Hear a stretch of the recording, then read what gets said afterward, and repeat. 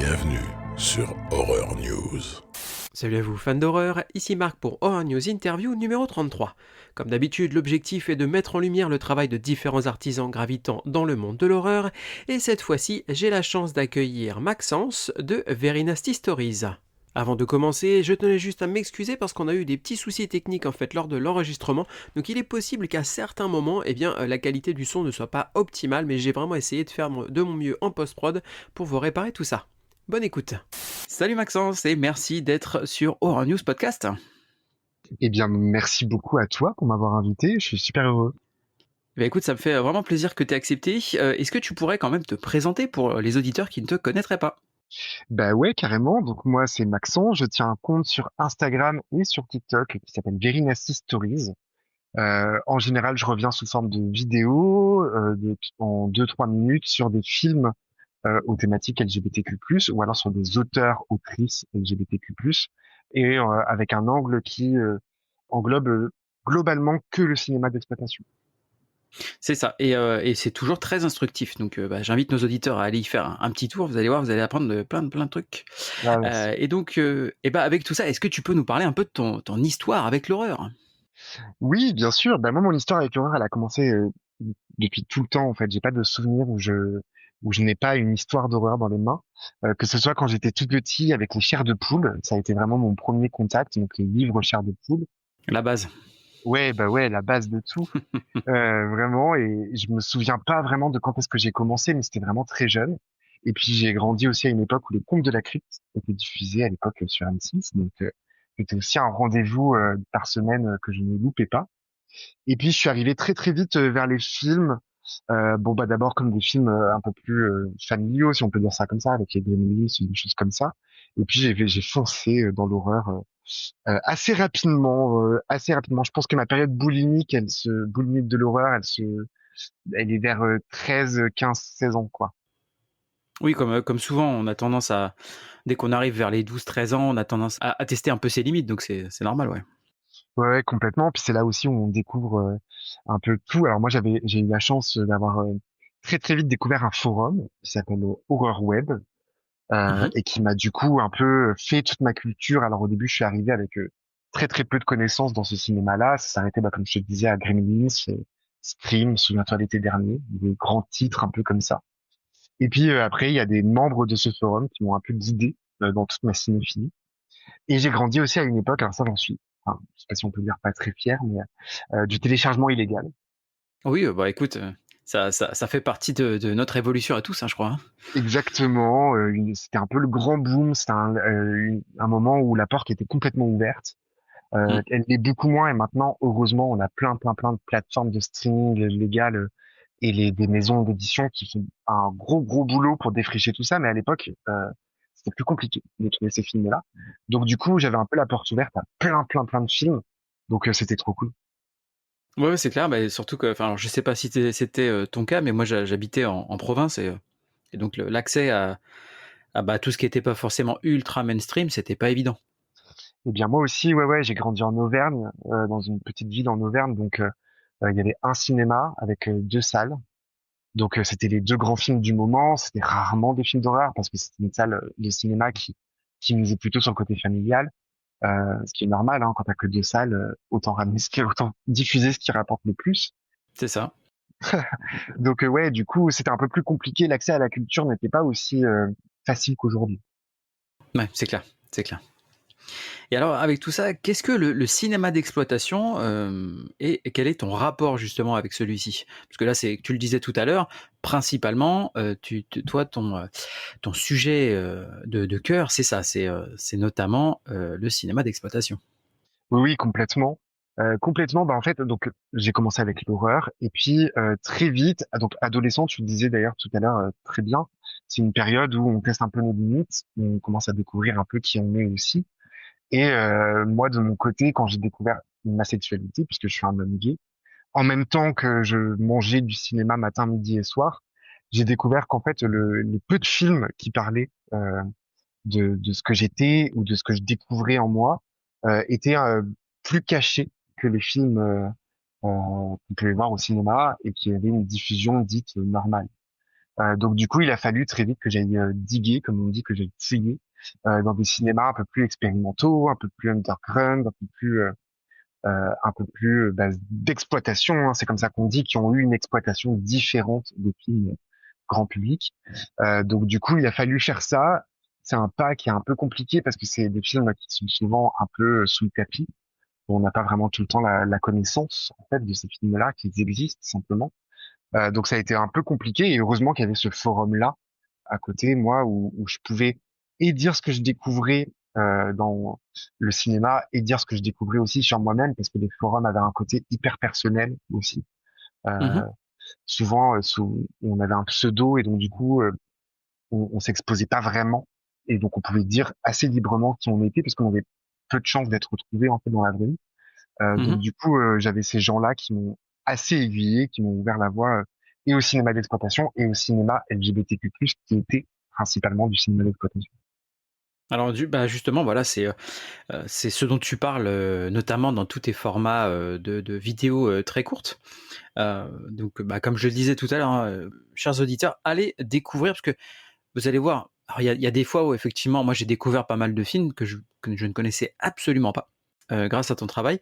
Et puis à côté de ça, j'ai aussi découvert, des choses des fois qui se passaient dans les coulisses, sur des films qu'on connaissait, sur des personnalités, qu'on connaissait et c'est hyper intéressant parce que, il y a tout ce côté un peu, justement, tu vois, on va faire un tour dans les coulisses et on va voir exactement, qu'est-ce qui a influencé, tu sais, des fois les montages, les sorties, ou l'accueil, de certains films et c'est hyper Carrément. intéressant, je trouve. Bah merci beaucoup, ça me touche beaucoup que tu sois intéressé par ce côté-là. Merci beaucoup. Bah ouais, non, c'est vraiment, je trouve ça. Encore une fois, tu fais un vrai boulot et c'est quali quoi. Quand tu sors une vidéo, moi je suis content. Tu vois, je sors le popcorn, tu vois, et puis voilà. Je sais que je vais apprendre. De manière générale, j'apprends des trucs, donc c'est toujours très cool. Merci. Alors, est-ce que tu peux nous expliquer un terme pour ceux qui ne connaîtraient pas? C'est le terme qu'on entend très souvent maintenant, qui est donc le terme queer. Oui, et qui est un terme assez compliqué à C'est définir. ça, c'est ça. Alors, queer, souvent, on l'associe à LGBTQ+. On pense que c'est un peu un synonyme, alors que pas du tout. C'est bien pour ça que le Q de LGBTQ+, et pour queer, c'est qu'en fait, c'est une section de cette grande famille, si on peut dire ça comme ça. Mhm, Euh, donc, il faut quand même assez distinguer les deux. Et queer, en fait, ça vient d'un terme en anglais qui signifie bizarre, ou plutôt inadapté. Si on pouvait dire ça comme ça. Et en fait, c'est un mot qui revient plutôt sur le côté, j'allais dire, là c'est des termes anglais, mais je vais les traduire, qui revient un peu sur le côté freak de ce qu'on a pu être, entre guillemets. Donc sur le côté un peu différent. Donc alors, c'est un mot qui est un peu compliqué parce qu'il prend des définitions et des frontières qui évoluent un peu avec le temps parce que on est dans une période où tout est en train un peu de bousculer, les normes, les identités aussi. Donc, du coup, mhm. tous les limites deviennent de plus en plus floues et de plus en plus, elles, elles dépassent des limites qu'on pensait ne pas dépasser et tant mieux en vrai. Mais queer, ouais, ce serait plus le côté un peu bizarre ou inadapté dans le bon sens, de ces mots-là. Ouais, alors pour rien te cacher, moi c'est vrai que, alors, tu sais, avec les évolutions qu'on a eues ces dernières années, notamment justement avec le LGBT, parce qu'à la base c'était LGBT. Oui, Après, on a commencé à rajouter des lettres et des trucs et en fait, au bout d'un moment, moi j'essayais de me tenir au courant, mais t'es un peu perdu, tu vois. oui, Et j'en discutais. J'ai un de mes meilleurs potes qui est gay et avec qui on se faisait très très régulièrement un ciné-club, tu vois. ok. Et un soir, je lui dis, mais je dis, écoute, avec toutes les lettres qui se rajoutent là, t'arrives à suivre toi parce que je dis, moi je suis paumé. Hein. Et même lui, il me dit, non, mais laisse tomber. Hein. donc même lui était perdu, tu vois. Ouais, Donc ouais, bah, voilà, c'est pour ça que c'est important d'avoir justement d'aller comment chercher à comprendre. bien Voilà, sûr. ces termes-là. C'est vrai qu'il y a beaucoup de plus en plus de lettres de l'alphabet, comme on dit, et que ça peut devenir un peu compliqué. Mais en même temps, c'est comme LGBTQ enfin LGBT, comme on dit à la base, se Ouais. voulait un terme d'intégration. Et ben en fait, on continue d'intégrer des gens en fait qui dont l'identité de genre ou sexuelle ne Mhm. correspond pas au modèle dominant. C'est à peu près ce qu'on pourrait dire. En gros, si t'es pas hétéro cisgenre, tu fais partie de ce qu'on appelle LGBTQ+, et on espère que tu puisses retrouver ce que tu es parmi toutes ces lettres. Et donc du coup, on en rajoute sans cesse, mais c'est dans un souci d'intégration totale, quoi. Voilà, mais c'est vrai que voilà, ces dernières années, c'est vrai que ça, on a rajouté pas mal de lettres et donc d'identités qui sont rajoutées dans ce terme. Et donc c'est pas toujours évident à suivre, mais voilà, c'est ce qu'il faut. Il faut essayer justement d'aller chercher ce que ça signifie exactement. Et puis voilà. Carrément. Donc avec tout ça, d'où est venu justement ton concept et qu'est-ce qui t'a décidé à te lancer? Ouais, c'est un peu marrant comme histoire. En gros, j'ai eu un date avec un garçon. Mhm, Euh, et on parlait du coup de nos passions, hein, comme tous les rendez-vous galants se font. Et je lui expliquais un peu que moi j'aimais bien le cinéma d'exploitation. Et il a eu une pensée que j'avais jamais eue avant et qui m'a surpris. Il m'a dit ah bon, c'est étonnant parce que souvent on associe un peu les films d'horreur à des films un peu misogynes et un peu réac. Souvent c'est la Vierge qui est sauvée, qui est la final girl. Tous ceux qui osent coucher ou être différents se font tuer par le tueur ou le monstre. Donc mhm, on imagine un peu ça. Donc c'est étonnant qu'un homme gay puisse aimer ce genre de film et s'y retrouver. Et en fait, je me suis rendu compte qu'il partageait une pensée qui, à mon avis, était la pensée de beaucoup de gens qui ne regardent pas beaucoup de ces films-là, et c'est normal. Euh, mhm, que en fait, ce genre a mauvaise réputation. Il a mauvaise réputation déjà sur sa qualité et il a mauvaise réputation sur tout ce qu'il englobe et tout ce qu'il fait et tout ce qu'il a fait et toute une histoire qui est souvent pas très bien comprise, pas très bien enseignée, ne serait-ce que dans les écoles de cinéma. Euh, mhm. donc du coup, on a eu un débat hyper intéressant où il me citait des films en me disant, bah tu vois, ça c'est misogyne, par exemple Vendredi 13. Bah, Vendredi 13, et pour lui c'était évident que c'était un film qui était hyper misogyne. On parle d'un mec qui tue des femmes seins nus qui courent dans la forêt et qui ont souvent des t-shirts blancs un peu mouillés. Donc ouais, ok. Mais en fait, quand tu vas un peu plus loin et que tu creuses un peu, bah tu peux trouver autre chose. Et du coup, je me suis dit, bah tiens, c'est marrant. C'est quelque chose dont beaucoup de gens n'ont pas accès, cette culture-là, et elle n'est pas facilement trouvable non plus. Pourquoi je ne me lancerais pas un peu à faire ça? Donc du coup, voilà, j'ai décidé de faire ça au début sous forme de vidéo courte. Je me souviens que la toute première vidéo, c'était une vidéo qui retraçait la carrière de Vincent Price, qui est Mhm. maintenant un peu considéré comme le roi du camp, cette façon de surjouer avec les petits doigts en l'air quand on prend une tasse de thé. Donc du coup voilà, et ouais, et ça m'a plu. J'ai trouvé que les retours étaient sympas aussi, que beaucoup de gens me disaient que justement ils découvraient plein de choses via cet angle-là, et donc du coup j'ai continué. Alors c'est vrai que c'était, tu vois, un des trucs desquels j'ai pris conscience justement de par ton travail, c'est que notamment la représentation. Alors, hop, je l'ai noté parce qu'il fallait que je m'en souvienne bien. Des grandes représentations justement dans les films d'horreur très souvent, c'était la parodie, la menace ou le monstre. Ouais.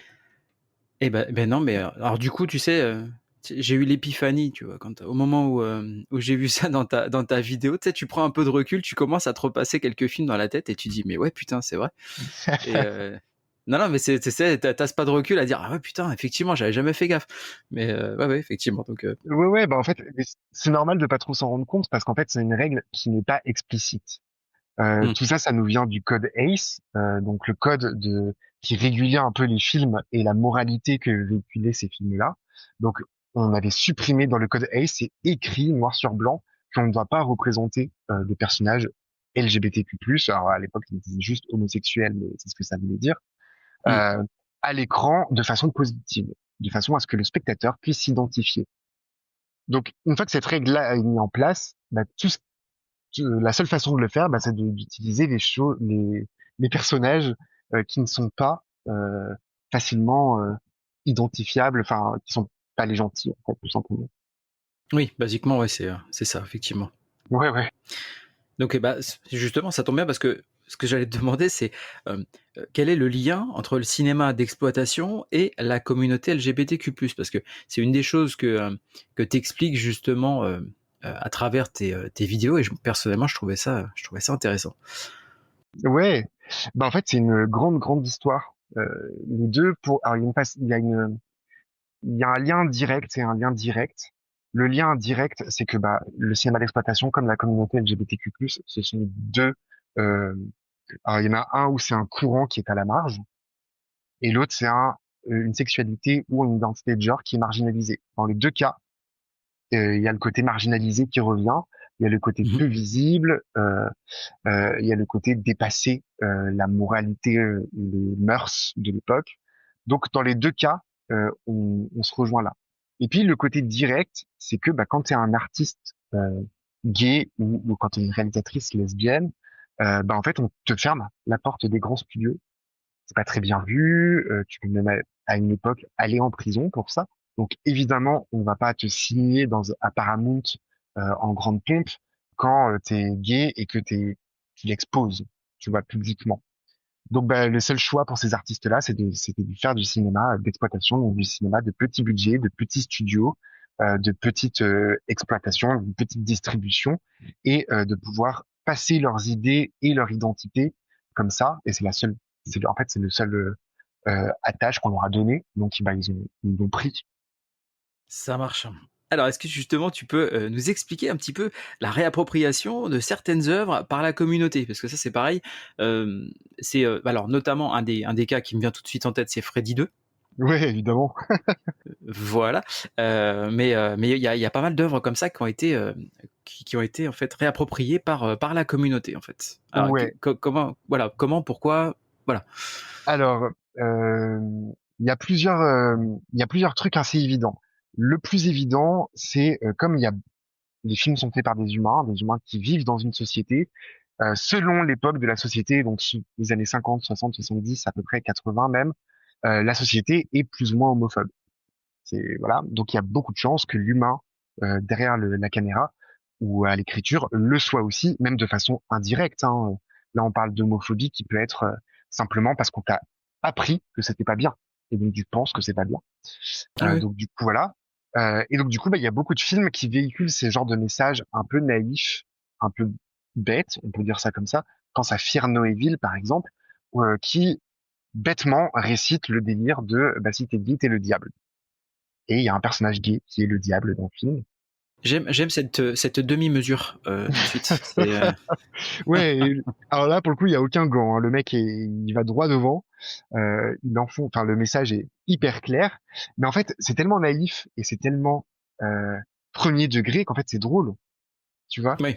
Et donc, du coup, la communauté, au fur et à mesure, quand les mecs gays tombent sur le film, bah, en fait, c'est un peu comme un but contre son camp, tu vois. T'es tellement ridicule, le mec, t'es tellement drôle enfin, ton film est tellement drôle presque que, bah, en fait, ça nous fait rire. Et ce que tu penses critiquer, bah, en fait, ça va être ton public qui va t'applaudir et c'est encore plus ridicule pour toi. Donc, il y a une réappropriation qui se fait comme ça, pour beaucoup de films.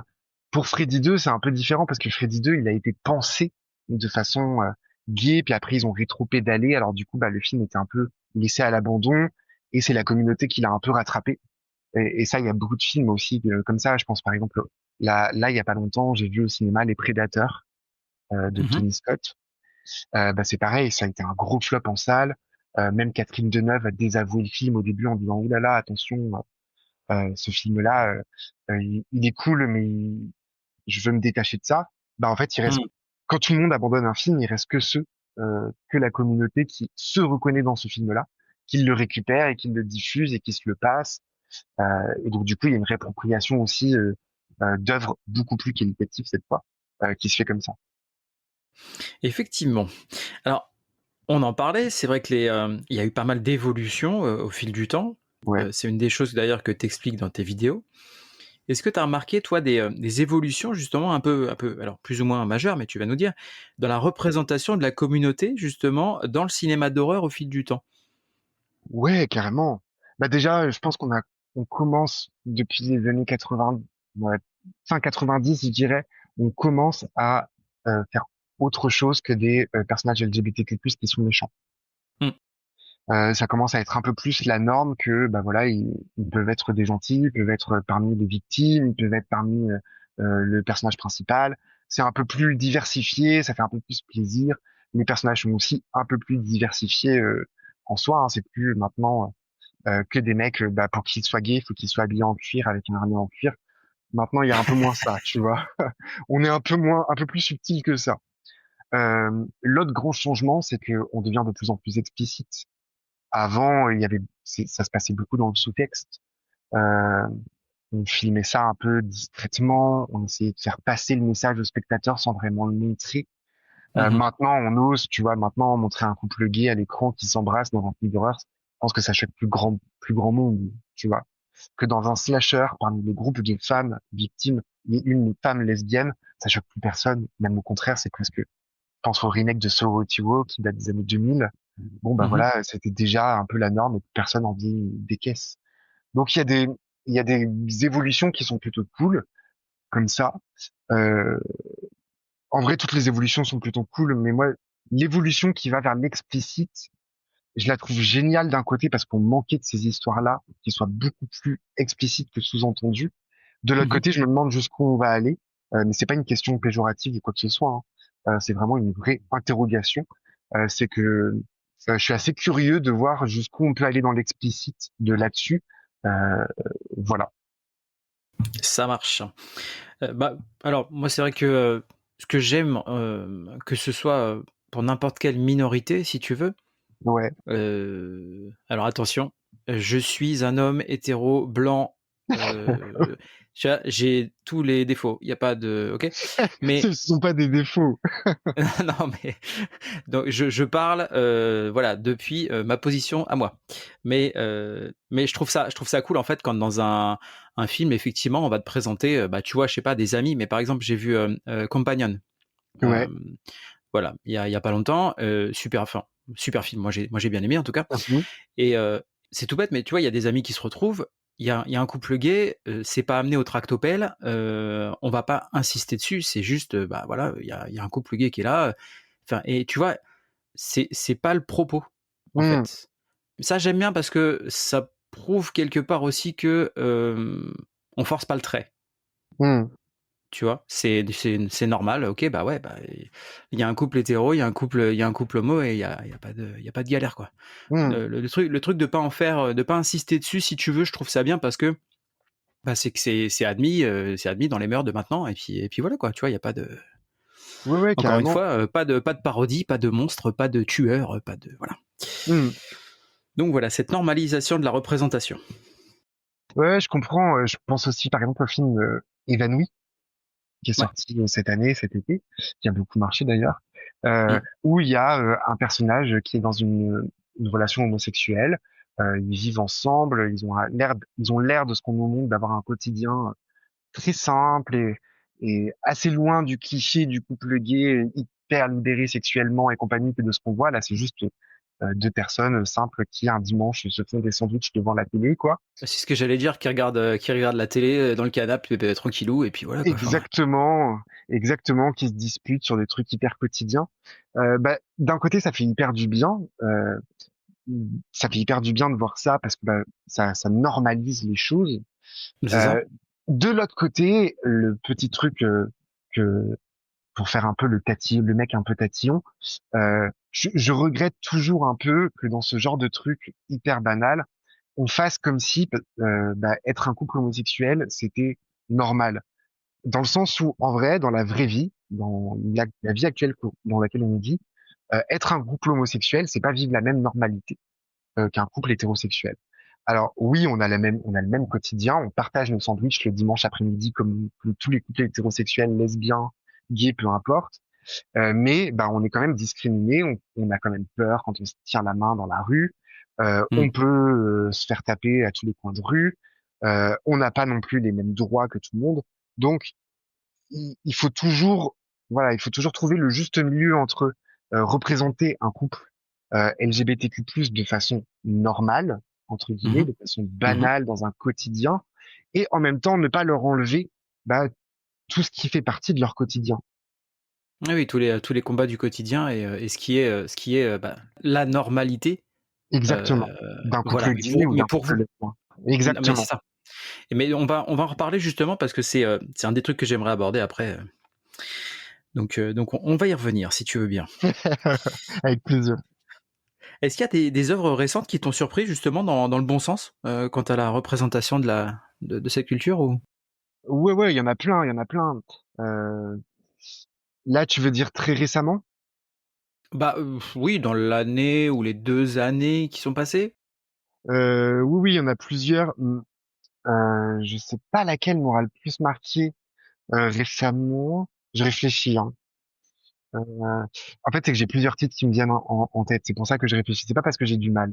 Mais je pense que celle que j'ai beaucoup aimée, c'est Le Vourdalac, qui est un film français en plus, qui est Ouais. fait par un artiste, par un réalisateur qui est gay. Et dedans, il y a un personnage, Piotr, qui euh, qui a tous les codes du personnage gay. Alors, c'est pas dit implicitement, Mhm. explicitement, excuse-moi, mais j'ai beaucoup aimé la façon dont c'était dit, euh, de façon très pudique, mais en même temps, c'est un point clé de l'histoire, donc j'ai trouvé ça assez intéressant. Voilà, ça fait vraiment partie des films qui m'ont vraiment marqué et qui, à mon avis, marquera et la culture LGBTQ+, et peut-être même le cinéma d'horreur dans le futur, même si maintenant il est passé un peu entre les radars, je pense qu'on le réévaluera. Bah, écoute, moi, il était en attente de visionnement, mais grâce à toi, il a fait quelques bons en avant dans ma watchlist. Donc, J'en suis très content.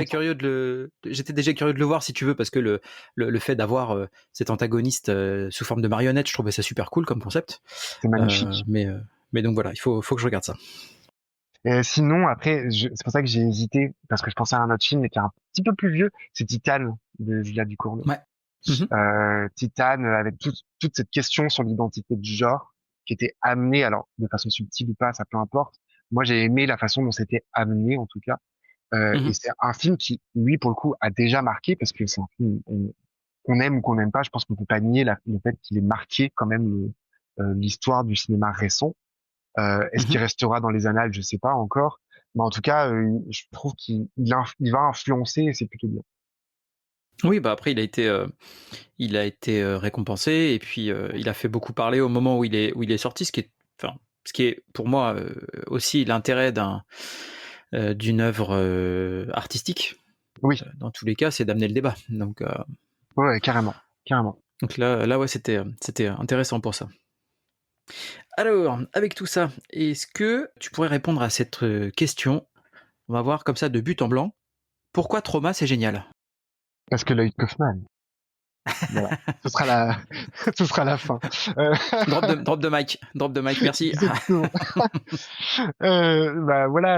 Alors déjà parce que Lloyd Kaufman, c'est le patron de Trauma pour ceux qui connaîtraient pas, mais je pense que je parle à des auditeurs qui ont plutôt l'habitude de ce qu'est Trauma, donc. Mais pour Hmm. faire un rapide truc, Lloyd Kaufman, c'est celui qui a créé Trauma, co-créé, il me semble, Trauma, et c'est un réalisateur, producteur, scénariste qui fait bon, en gros du cinéma indépendant, hyper trash, qui est hyper irrévérencieux, qui s'excuse de rien.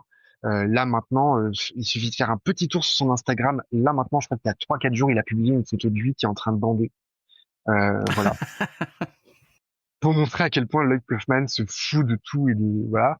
Il pète des câbles régulièrement sur Donald Trump, en story, en post.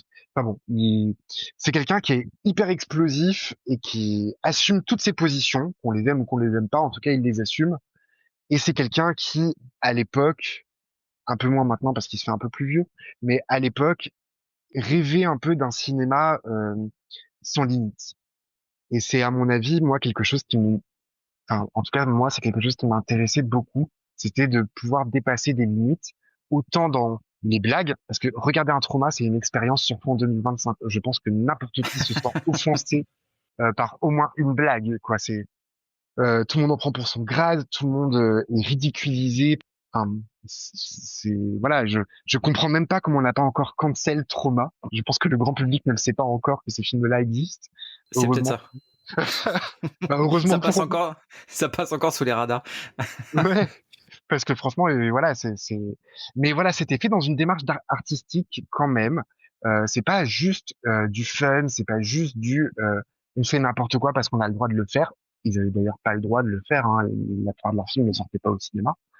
Donc, il y avait quand même une démarche artistique qui qui est quand même assez présente et qui, à mon avis, se voit dans on fait ce qu'on peut avec ce qu'on a, donc avec des moyens limités, mais on va utiliser tout ce qui ne coûte pas, c'est-à-dire les idées, euh, les effets spéciaux faits main, même s'ils sont cheap, tant pis. Il y en aura de toutes les façons possibles et Ah, de imaginables. manière générale, je trouve hein, que les effets sont quand même assez bluffants. Moi. Enfin, quand tu regardes, tu lances le film, tu vois un peu, tu dis ok, bon, alors les acteurs, c'est à peu près, tu vois. Et en fait, tu sais, il y a des moments où tu prends des fulgurances comme ça d'effets pratiques. Putain, c'est impressionnant quoi. Ah ouais, ouais. Mais moi aussi, je trouve que c'est toujours plutôt bien fait. Mais après, c'est très artisanal et souvent on voit un peu les fils qui englobent Hmm, le truc. Mais hmm. voilà, c'est une DA en tout cas que moi j'aime beaucoup. Et c'est un mec. Alors autant tout le monde en prenait pour son grade, autant il accueillait tout le monde les bras ouverts. Que ce soit des réalisateurs, des scénaristes, des actrices, des acteurs. C'est vraiment un monde. D'ailleurs, les films de Trauma se passent tous dans le même monde qui se passe à Traumaville. Voilà, donc c'est bien. Voilà, ils ont monté tout un monde euh, où tout est possible, où tout le monde se côtoie, où tout le monde se respecte, mais tout le monde se tue quand même entre eux. Voilà, moi je trouve ça assez fou que c'est pu exister et que c'est pu avoir autant de renommée. Enfin, c'est assez fou quoi. Même maintenant, je suis pas sûr qu'on puisse refaire des films comme Truman en a fait. Donc Ah, clairement. enfin voilà, moi ça m'éblouit. Et voilà. Donc, et en plus, moi, j'ai découvert Trauma assez jeune, et quand t'as 16 ans, que t'es en colère contre le monde entier, découvrir Trauma, c'est génial, hein, parce que clairement, ça t'aide à contenir pas mal de colère. Et puis en plus, Lloyd Kaufman a ce côté-là hyper enfant, ado, où une blague de paix, ça le fait mourir de rire. Donc quand t'as 15 ans, c'est parfait, tu vois, c'est ce qu'il te faut. Ouais, ouais, effectivement, il y a ce côté punk que j'aime bien moi Ouais. dans ce qu'il propose de manière générale. Ouais, ouais, c'est hyper punk. Mais c'est toujours artistique. Et franchement, j'appuie là-dessus parce que souvent les gens disent, ouais, Trauma, c'est des nanars, c'est des films B, c'est des films Z. Moi, je trouve quand même qu'il y a toujours une démarche hyper artistique dans ce que fait Trauma et que c'est quand même, ils ont quand même une palette qui est hyper variée. On passe de Toxic Avenger, qui est quand même un peu n'importe quoi, mais contrôlé et avec un scénario quand même qui va de A à Z Ouais, à, puis qui est pas, enfin, tu peux le regarder comme un espèce de divertissement que tu pourrais prendre pour un truc un peu décérébré, mais quand tu commences à regarder derrière, quand tu grattes un petit peu, au final, ouais, ça balance quand même pas mal. Hein. ah ouais, ouais, ça se tient carrément, autant niveau scénario que réalisation. À côté, tu peux passer à Mother Day, qui est un film hyper sérieux, hyper grave, avec des scènes hyper choquantes, où là, on n'a pas du tout envie de te faire rigoler, c'est pas du tout le but. Le contraire, c'est vraiment de te bousculer et de te mettre un bon coup de poing dans la face. Et puis à côté, t'as The Newly Dead, qui lui est 100% drôle, qui est complètement dans la parodie. Donc voilà, ils ont quand même fait pas mal de palettes de films. Je trouve qu'on sous-estime et l'impact de Trauma maintenant, mais aussi tout ce qu'ils ont pu faire à l'époque. On les a un peu trop réduits à une société qui fait des parodies. Moi, je suis pas complètement d'accord. Je trouve que c'est une société qui est quand même hyper riche et qui mérite, enfin, ils ont un catalogue qui mérite d'être exploité, quoi. Mais ils ont une plateforme de streaming, il me semble. Ouais, qui s'appelle Trauma Now, Now Now, qui est hyper complète. Elle coûte 5 dollars par mois, donc c'est vraiment rien du tout. Voilà, moi je vous conseille à tous de vous abonner. Moi je suis abonné depuis hyper longtemps et vraiment, pour le coup, ils sont hyper généreux sur le catalogue. Voilà, et ben écoutez, voilà, vous avez donc plus qu'à noter, donc Trauma Now directement. Hop là. Voilà, on télécharge. Il y a quoi, il y a une appli aussi, c'est sur un site internet directement? Alors t'as le site internet, mais t'as aussi l'appli sur téléphone. Les deux marchent. Voilà. Et ben voilà, c'est noté. Donc c'est dans votre liste à faire, chers auditeurs. Trauma Now, voilà. Carrément. Revenons-en à ton travail. Comment est-ce que tu choisis les thématiques que tu traites? Parce que c'est assez varié.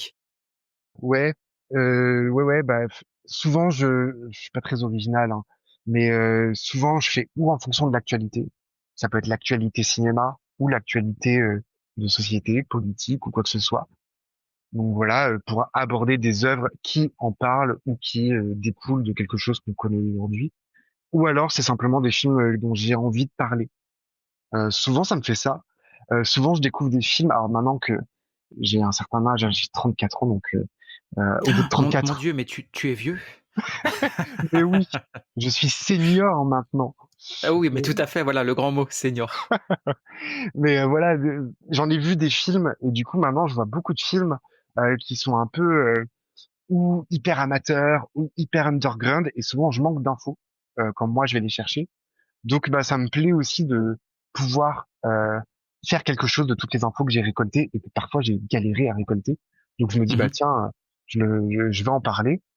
Souvent c'est pas les vidéos qui font le plus d'interaction, mais ça me fait carrément plaisir de faire ça parce que je sais et je vois on manque d'infos sur ce film-là et qu'il mériterait un peu plus d'exposition, donc je le fais. Bah, après, la base de la base, quand on fait ce qu'on fait, de toute façon, c'est quand même de prendre plaisir. Oui, Donc, ah bah carrément, carrément. Sinon, on le fait pour nous avant tout, voilà. oui, hyper d'accord. Et alors justement, toutes les infos là, tu vas les chercher où? Parce que alors il y a des trucs, comme je disais tout à l'heure, des fois tu vas nous chercher des trucs et je sais qu'il y a enfin, j'imagine que tu dois avoir un gros travail de recherche derrière parce que c'est costaud. Ouais, je vais pas te mentir, ouais. C'est marrant parce que toi aussi, enfin, dans ton contenu à toi, euh, t'es tellement. Alors déjà, t'as un contenu qui est hyper régulier et hyper multiple. Donc ça va autant de la sortie du film à la prochaine édition DVD, à une rumeur à propos d'une série sur une quelconque plateforme. Et donc en fait, à mon avis, tu dois écumer les sites d'actualité de façon hyper régulière, à mon avis. Tout à fait. Et ben moi je fais le travail inverse en fait parce que bon, moi les sites d'actualité du coup ne sont d'aucune utilité. Souvent on parle de films qui sont déjà sortis, qui sont assez vieux. Mmh. Donc en fait j'ai un travail qui est hyper scolaire comparé à toi, je pense. En fait moi j'utilise Google Scholar, qui est la plateforme de Google pour les articles entre guillemets sérieux, donc qui sont OK. sourcés. Et ça me permet d'avoir des thèses ou des textes ou des articles longs qui sont sourcés et signés. Ce sont des détails qui sont quand même importants. C'est toujours important déjà de vérifier qui est l'auteur du texte et Bien sûr. ensuite quelles sont ses sources. Mmh. Euh, et ça permet d'éliminer, excuse-moi, pas mal de fake news ou de choses qui se propagent assez rapidement et dont on n'a pas l'info de base, quoi. Donc ouais, je fais Google Scholar beaucoup et après je trie les infos comme ça. Et après il y a quand même une grosse base, je vais pas mentir, qui vient de mes connaissances personnelles que j'ai accumulées notamment sur les forums dont on parlait tout à l'heure, mais aussi avec en suivant des comptes bah, comme le tien. Je pense aussi au compte de L'horreur est humaine, je Mmh. pense au compte de Jumpscare et des comptes aussi américains comme Token Homo. Enfin voilà, c'est des comptes qui parfois vont lâcher une info dont t'as pas connaissance, et puis tu te dis ah bah tiens je vais aller creuser ça, et puis tu vas découvrir que quelqu'un en a parlé au Canada avec un autre angle, et du coup ça va te faire voilà, tu vas un peu diguer de ce côté-là. Mais Mmh. ouais, ça vient beaucoup de Google Scholar et puis de ce que moi je suis et ce que moi j'aime, où j'aime m'informer. Voilà, OK, OK. Donc, veille informationnelle et puis recherche à l'ancienne, voilà. exactement, à Parce l'ancienne. qu'on est de ces générations où on allait dans les bibliothèques pour, regarder Mais dans oui, des livres, voilà. oui, totalement, totalement. On allait chercher les infos, voilà. Ouais, ouais, carrément. Et puis, moi, j'ai d'une époque, bah, comme toi, hein, où ChatGPT n'existait pas. Et à l'école, on m'a appris que pour faire mes analyses ou mes devoirs, il fallait que j'utilise Google Scholar. Donc, je l'ai jamais lâché. Et voilà. Alors, j'imagine que ça doit être, bah, avec tout ce travail-là que tu nous décris, par exemple en moyenne, mais la confection d'une vidéo, ça te prend à peu près combien de temps? C'est compliqué à dire parce que ça dépend de la vidéo et du nombre de recherches que j'ai à faire. Mais si je devais synthétiser grosso modo, je dirais que, le temps de faire mes recherches, tout cumulé, parce que je fais évidemment pas ça à plein temps, tout cumulé, je dirais que ça me prend bien 3 à 4 jours. Mmh. Recherche, écriture, réécriture, vérifier mes sources, vérifier mes infos. Parfois, c'est aussi aller voir tel documentaire. Donc, bah, c'est 2 heures de ton temps que tu prends. Parfois, c'est Mmh. aussi aller voir d'autres films du réalisateur dont tu parles ou de la réalisatrice dont tu parles. Donc, ça prend du temps. Mais je dirais facile 3 à 4 jours. Le tournage me prend facilement une bonne après-midi, en général. Et le montage, une bonne journée. Voilà, sachant qu'en plus tu fais tes propres cascades, comme, En plus, comme dans la fameuse, vidéo de c'est quoi? C'est Ninja Zombie, je crois? ouais, c'est Ninja Zombie où j'ai fait un kick. Et sur magnifique. vidéo. Il est magnifique. J'adore cette vidéo, elle me fait beaucoup rire. C'est le seul move que je sais faire, donc j'en ai profité. Voilà, ne reproduisez pas ça chez vous, hein, évidemment, si vous n'êtes pas professionnel. Exactement, surtout pas. Alors avec tout ça, quand tu reviens un peu sur l'expérience depuis le début, qu'est-ce que ça t'a apporté? Beaucoup de choses, vraiment beaucoup de choses, parce qu'en fait, moi, quand j'ai lancé le truc, comme je t'expliquais tout à l'heure, je voulais partager un peu toute la culture que moi je connaissais et que je pensais qu'elle méritait d'être connue. Mais je pensais pas, c'est tellement un truc de niche, que je pensais que voilà, si on était 500 à suivre ce que je faisais, c'était bien, quoi. Mmh. Et j'ai fait comme beaucoup de comptes horrifiques.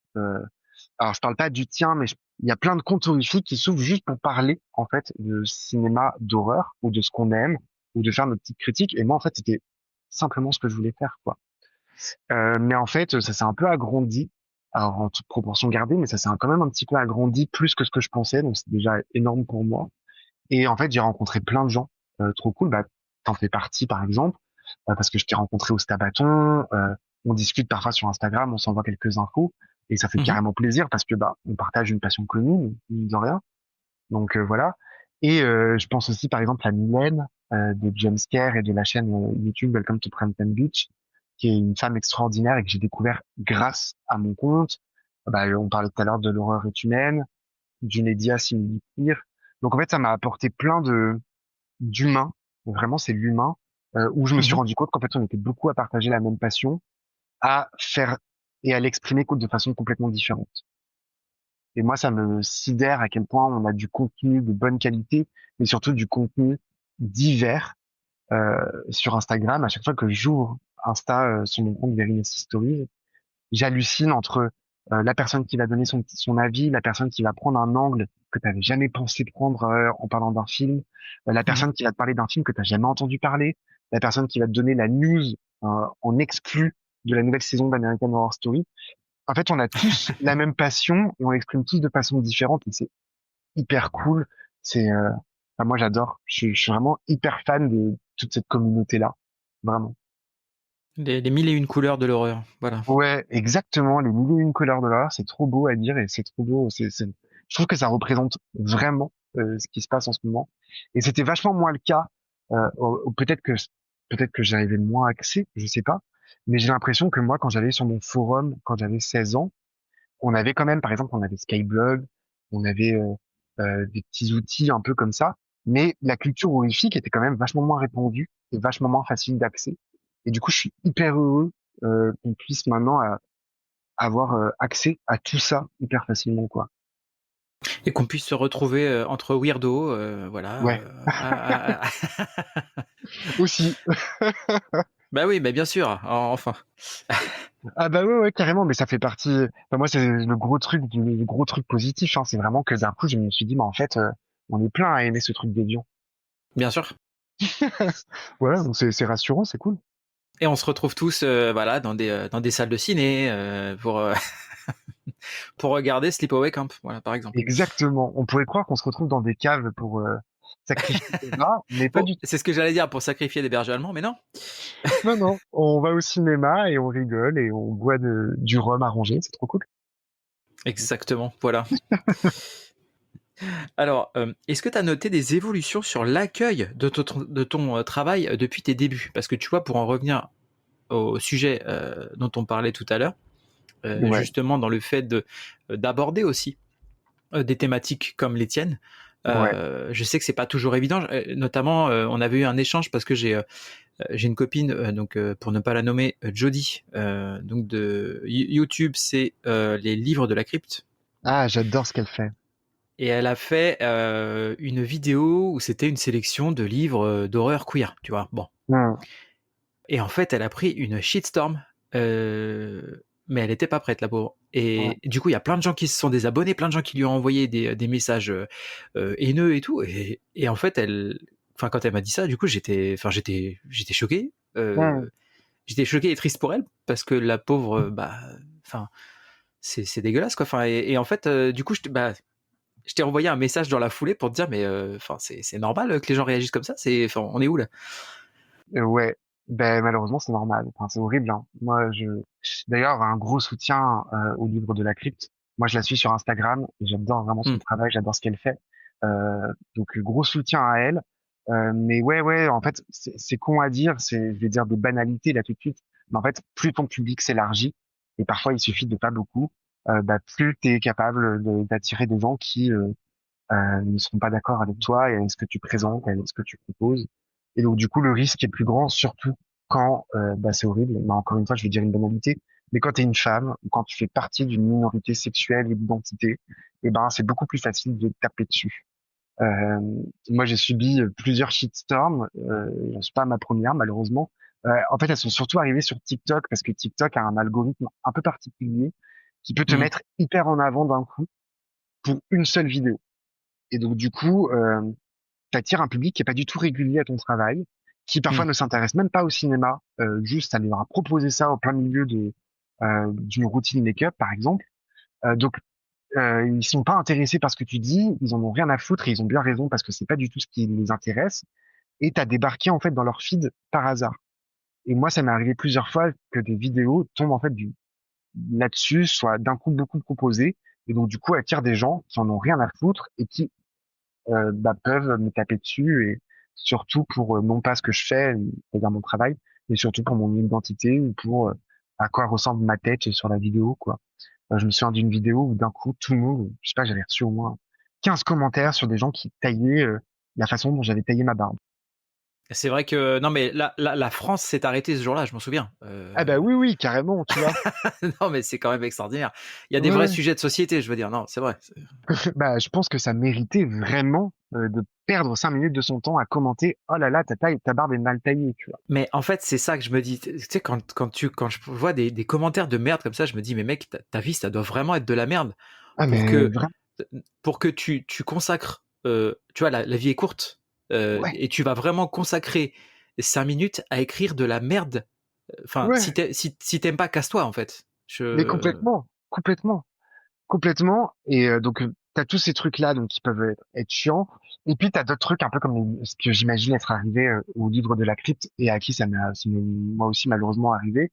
C'est qu'en fait, il y a beaucoup de gens qui n'ont pas conscience, certainement parce qu'ils ne sont pas ni une femme ni de la communauté LGBTQ+, qui n'ont pas conscience de la visibilité, l'invisibilité, excuse-moi, qu'on a connue et qui du coup ne comprennent pas qu'on a envie de mettre ça en avant maintenant, tu vois. Comme ils ont jamais, eux, eu de problème avec les films qu'ils ont regardés, ils se sont toujours sentis représentés, ils ont jamais eu aucun problème avec leur cinéphilie, bah eux, pour eux, ça leur paraît aberrant qu'on vienne leur dire que tel réalisateur est gay parce que ils s'en foutent, ils en ont pas besoin, ils ont pas besoin de le savoir. Bah oui, d'accord, mais en fait, nous, de la communauté, on a besoin de le savoir. Parce qu'on a besoin de se créer, on a besoin de, pas de se créer, mais plutôt de se souvenir de notre histoire. On a besoin que ce soit noté quelque part, on a besoin de l'entendre. On a besoin que ça arrête d'être un secret. Et donc, du coup, voilà, il y a beaucoup de gens qui ne comprennent pas qu'on a besoin de visibilité. Et désolé, mais vraiment, c'est un vrai besoin. C'est même pas une envie, hein, c'est un besoin. Oui, puis enfin, je veux dire, c'est aussi intéressant parce que notamment dans les vidéos que tu fais, mais tu sais, certaines œuvres, par exemple, sur lesquelles tu vas amener un éclairage particulier, justement parce que bah, ça fait partie de la personnalité, par exemple, du réalisateur. Ouais, Et donc voilà, c'est une personne pleine et entière, et donc tu vois, au bout d'un moment, sa sexualité, son âge, son groupe ethnique, enfin tout ça, ça fait partie de sa personne en fait. Donc bah complètement. c'est aussi intéressant, si tu veux, de l'amener dans la conversation. Bah, par exemple, quand tu étudies une œuvre d'un réalisateur, voilà, enfin, moi, ça me paraît normal, quoi. Bah, ouais, complètement. Et exactement au même titre que, par exemple, quand on parle de Alfred Hitchcock, moi j'adore les films d'Alfred Hitchcock, mais quand on Mhm. parle des films d'Alfred Hitchcock et quand on parle d'anecdotes ou d'analyses de films, souvent on revient sur sa relation compliquée avec ses actrices, avec Ouais. les femmes en général. Et ben Mm. c'est important pour comprendre son cinéma si tu as envie de l'analyser, bien sûr. Si tu as juste envie de le regarder et pas de te prendre la tête, très bien pour toi. Il y a des gens qui ont envie d'analyser. Et c'est important pour le savoir, ben, tout comme je pense que c'est important de savoir que James Whale, par exemple, quand il a réalisé Frankenstein, ben, c'est un homme gay qui essayait de se cacher d'Hollywood et de sa sexualité, et que ça se reflète en fait dans Frankenstein. On ne voit que ça, qu'il l'ait voulu ou pas, ça se voit, tu vois. Donc ouais, dans les deux cas c'est important. Dans les deux cas c'est important et je trouve ça dommage qu'on ait envie d'en visibiliser. Il y a pas longtemps, j'avais sorti une vidéo sur la destination finale et son Mmh. scénariste, Jeffrey Reddick, qui est un scénariste gay. Et j'avais vu un commentaire de quelqu'un qui me disait qu'est-ce qu'on s'en fout qu'il est gay, qu'est-ce qu'on s'en fout qu'il est gay, on adore ses films, on adore la destination finale, on en a rien à foutre qu'il soit gay. Bah très bien, sauf que Jeffrey Reddick lui-même dit sans cesse dans toutes les interviews que tu peux prendre que il est gay et qu'il a envie que ça se sache parce qu'il a envie de prouver à plein d'autres scénaristes gays que c'est possible et que on peut décoller et écrire un film de fou malgré le fait de notre sexualité ou notre couleur de peau parce que Jeffrey Reddick est en plus un homme métis. Donc il laisse Jeffrey Reddick lui-même déployer son message en fait. T'es qui pour dire bah non Jeffrey Reddick surtout ne dis pas ce que t'es. Ben laisse-le dire ce qu'il est, tu vois. Ouais, oui, clairement. Bah, enfin, surtout si, en l'occurrence, si la Il le personne le met en revendique. avant, quoi. Bah, non, mais c'est Ouais, ça, voilà, clairement. si c'est revendiqué, quand c'est quelqu'un qui essaie de cacher, Oui, tu vois, bon, c'est autre chose parce qu'effectivement, là, si la personne ne se sent pas forcément à l'aise avec ça et le fait de bien l'assumer, sûr. auprès du grand public, c'est une chose, mais là, en l'occurrence, oui, si c'est, au contraire, s'il est là pour essayer de le mettre en avant et d'en faire quelque chose de positif, Bah ouais, bah, pour moi, à partir du moment où c'est positif, faut le partager, mais bon, après, bah ouais, ouais, moi je suis hyper d'accord. Donc voilà. En tout cas, gros soutien au livre de la crypte. Voilà, voilà, on fait des bisous à Jody. grave. Est-ce qu'il y a un film qui t'a mis une claque, dernièrement? Alors, bah, du coup, dernièrement, on va dire dans l'année passée peut-être? Ah, il y en a plusieurs. Moi j'ai adoré Vanille. Malgré, j'ai vraiment adoré le film. J'ai trouvé qu'il était hyper bien. J'ai trouvé qu'il y avait quelques longueurs, mais j'ai trouvé que le personnage de Gladys m'en a mis une petite claque de putain, on peut encore faire peur en disant le moins de choses possible sur Mmh. son méchant ou sa méchante. Euh, et puis on peut encore faire peur en ayant une ambition narrative un peu élevée, tu vois. Parce que souvent on cite A24, qui est une société de production que je pense que tout le monde connaît, qui Oui. aime bien avoir des scénarios un peu comme on appelle elevated, donc des Mmh. scénarios un peu déconstruits ou des choses comme ça. Et malheureusement, la plupart de ces films ne font pas peur. Et je trouve que dans Évanoui, on a ce côté elevated comme A24 aimerait l'avoir, mais en plus le film fait peur, tu vois. Il fait Mmh. peur viscéralement. Enfin moi, il m'a vraiment fait peur. Donc ouais, Évanoui serait assez haut. Et cette année, moi j'ai adoré Dangerous Animal. Ah ouais, OK. J'ai adoré parce que j'ai trouvé on retrouvait un peu de la série B décomplexée Mmh. dans le film et de le voir au cinéma comme ça, c'était hyper intéressant. J'ai trouvé que le film avait, on va trouver que c'est péjoratif quand je dis ça comme ça, mais il n'avait pas beaucoup d'ambition à part celui de divertir un spectateur et pour moi ça marche, tu vois. Bah, tu sais, je trouve que vu tout ce qui sort, au cinéma, ça me paraît être, déjà, une ambition extraordinaire. Ouais, De divertir ton public. Non, mais c'est vrai, depuis un moment, j'ai l'impression que, putain, faire juste un film divertissant qui n'a pas d'autres, prétentions à la limite, c'est déjà extraordinaire, tu sais? ouais, ouais, complètement. Mais moi je trouve aussi, alors après, évidemment, Dangerous Animal ne se contente pas de ça, il a aussi quelques messages, mais en tout cas, là où il est le plus réussi, c'est dans son côté divertissant. Dans ce côté, bah, on va suivre une fille qui se fait kidnapper par un fou et qui veut échapper au requin. Et c'est ce qu'on suit et c'est ce qu'on voit. Et il n'y a pas trop de temps mort. Et c'est trop, enfin, moi, j'ai adoré Dangerous Animal. Voilà. Dans cette année-là, je pense que Évanoui et Dangerous Animal sont mes deux films qui m'ont le plus marqué. Et toi, d'ailleurs, je suis un peu curieux. Ouais, bah, bah, tu vois, Dangerous Animals, moi, j'ai vraiment bien aimé aussi. Pourtant, j'y allais pas forcément avec tu vois, les meilleures attentes parce que Jay Courtney, on a une histoire très compliquée. Mais pour le coup, là, je le trouvais en espèce de psychopathe en roue libre, il était, parfait dans le rôle. Ouais, ouais, j'ai trouvé. Il a peut-être trouvé son créneau, en fait, hein. Faut qu'il arrête les films d'action et qu'il joue les psychopathes, ça sera très bien. Ouais, Et je suis et du d'accord. coup, ça m'a donné envie de découvrir, ce qu'avait fait, le réalisateur, avant ça. Et j'ai adoré, j'ai encore plus aimé du coup ces films qu'il a fait avant. Alors moi, je les avais vus. J'ai bien aimé The Devil's Candy. Mmh. J'ai des bons souvenirs de ce film-là. Je l'ai moins aimé que Dangerous Animal et j'ai des bons souvenirs. Par contre, je suis pas un grand fan de The Loved Ones. Ah ouais, c'est vrai? Ouais, alors faudrait peut-être que je le revoie, hein, mais je me souviens qu'à l'époque, malheureusement, il est arrivé à une période où la torture porn battait son plein, et je pense qu'on en avait tous un peu marre. Et du coup, Ouais. moi, je l'ai vu en plein dans la vague, et pour moi, je l'ai un peu mis sur la pile du encore un torture porn, tu vois. Donc peut-être qu'il faudrait que je le revoie. Bah, écoute, moi, en tout cas, ouais, j'avais trouvé ça, alors c'est méchant, Ouais. mais ouais, je sais pas, les personnages, fonctionnaient, j'aime bien les effets, ouais, enfin, la méchante, elle est on adore la détester, c'est très bien. C'est vrai qu'on adore la détester pour le coup. Ouais, je sais pas, j'ai bien aimé, je trouvais ça que voilà, c'était surtout pour des premiers films comme ça, c'est quand même pas. Oui, c'est vrai qu'il faut remettre le truc dans son contexte. C'est quand même son premier film, je crois. Son tout Ouais, premier. enfin, c'est ou dans ses premiers, mais en tout cas, ouais, c'est solide, quoi, donc Ouais. ouais. Bon, oui, vu comme ça, c'est vrai que oui. Alors j'ai repris, vu que tu me demandes cette année, alors j'ai noté en horreur, il y avait Sinners, Ouais. Sinners qui était une vraie bonne surprise. Il y avait, Bring Her Back. Ok. Alors moi, j'ai pas trop aimé. Ouais, C'est vrai? ouais, j'ai pas trop aimé. Ah, j'ai adoré ce film, enfin, déjà, les acteurs, je les trouve impeccables Hmm. et autant j'ai pas spécialement aimé, Talk to Me et autant, celui-là, je l'ai trouvé vraiment super, maîtrisé, quoi. Ouais, bah, moi, je suis comme toi. J'ai pas trop aimé Tattoo non plus, mais je trouvais que Bringer Back avait les mêmes défauts entre guillemets, ce côté tout surdramatisé, tu vois. Mmh. Moi, je trouve ça lourd comme film. Ah, c'est pas léger.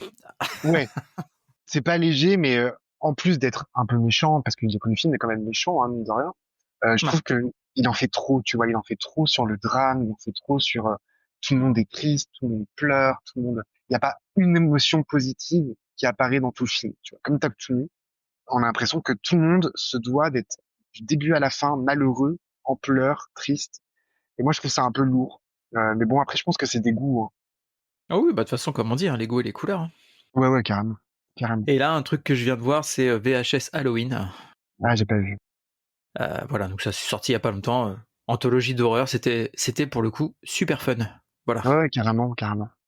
J'en ai des très bons échos, mais j'ai jamais vu celui-ci. Bah, écoute, quand tu l'auras vu, voilà, on s'en reparle. Voilà. Alors avec tout ça, quelles sont tes ambitions pour l'avenir? Eh ben, compliqué de répondre parce qu'en fait, les ambitions que j'avais, elles se sont un peu concrétisées.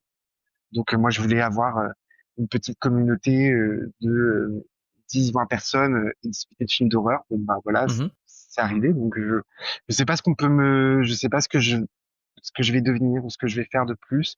Pour le moment, il n'y a pas d'ambition tracée, tu vois.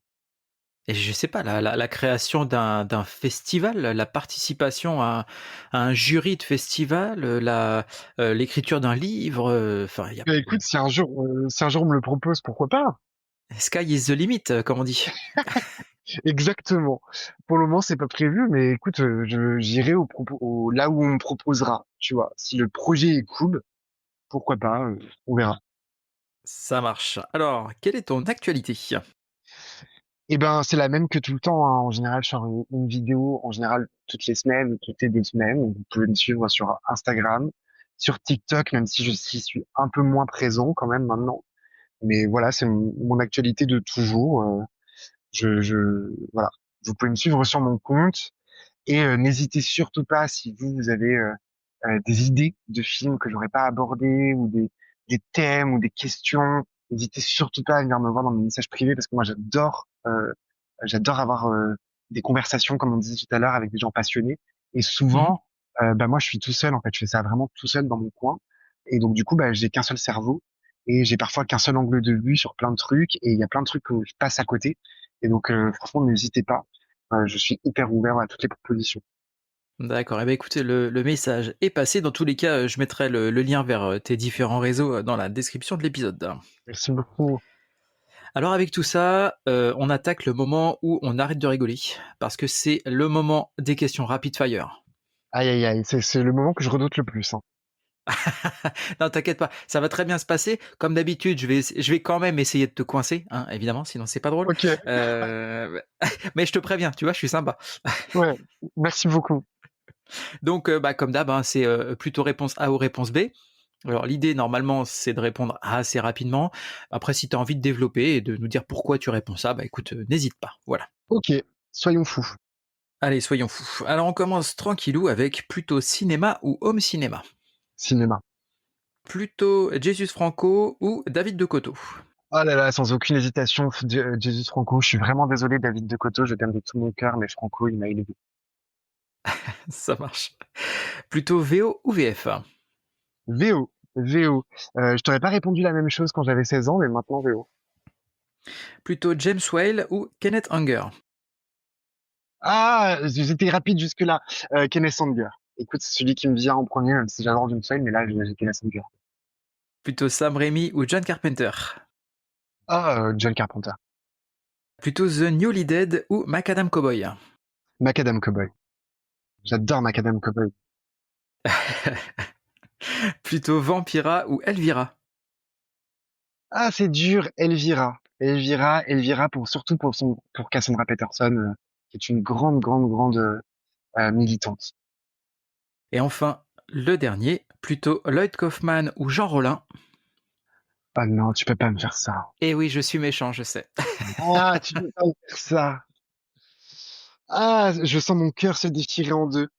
Euh, écoute, je vais dire Lloyd Kaufman. Je vais dire Lloyd Kaufman parce que vraiment, sans lui, je ne serais rien. Mais enfin, Jean Rollin, je l'aime tellement. Je suis désolé. Voilà, le message est passé.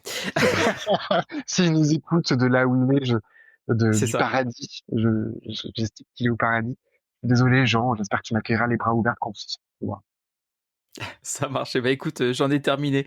Merci beaucoup d'avoir passé du temps avec moi. Ouais, Voilà. je suis trop content, ça m'a fait trop plaisir, merci beaucoup. Écoute, voilà, toi qui me disais que tu ne pensais pas avoir grand-chose à dire, tu vois, je t'ai prouvé le contraire. C'est vrai, bravo à toi. Mais écoute, dans tous les cas, j'invite nos auditeurs à aller découvrir ton travail. Comme je le disais, je vais mettre le lien vers tes différents réseaux dans la description de l'épisode. Et Maxence, eh bien écoute, je te remercie énormément et je te dis à très bientôt. Eh bien, merci beaucoup à toi et à très vite.